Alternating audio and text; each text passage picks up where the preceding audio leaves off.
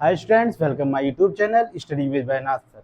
आज हम लाए हैं आपके लिए साइंस के से question formation of image by concave mirror when object between centre of curvature and principal focus. आइए कॉनकेव मिरर बनाते हैं, फॉर्म करते हैं।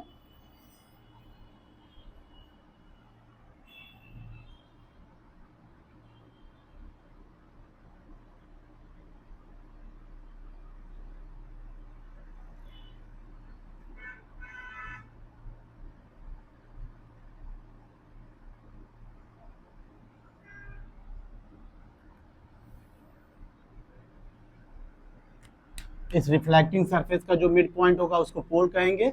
एम डैश मिरर का अपर्चर हो जाएगा।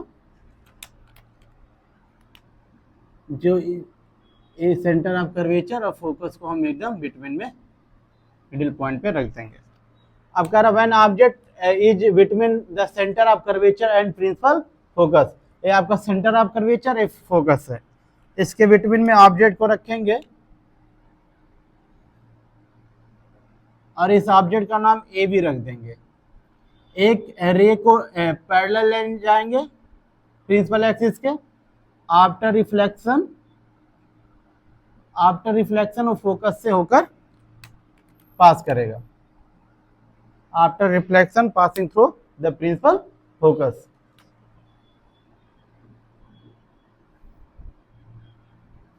और दूसरे रेज को प्रिंसिपल फोकस से पास कराएंगे।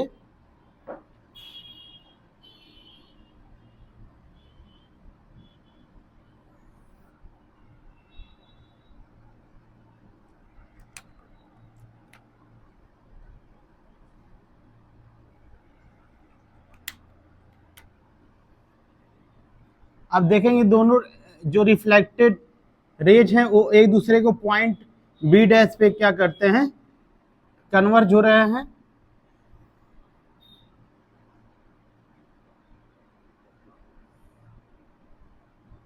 जिससे इसका इमेज फॉर्म होता है बी डैश ए डैश। अब एक रेज को प्रिंसिपल एक्सिस के पैरेलल ले गए हैं after reflection passing through principal focus, और सेकेंड रेज को ले गए हैं प्रिंसिपल फोकस से after reflection passing go parallel to principal axis. वो प्रिंसिपल एक्सिस के पैरेलल पास होकर चला जाएगा। और after reflection both rays converge at a point B dash and form image A dash B dash and find their location to principal axis।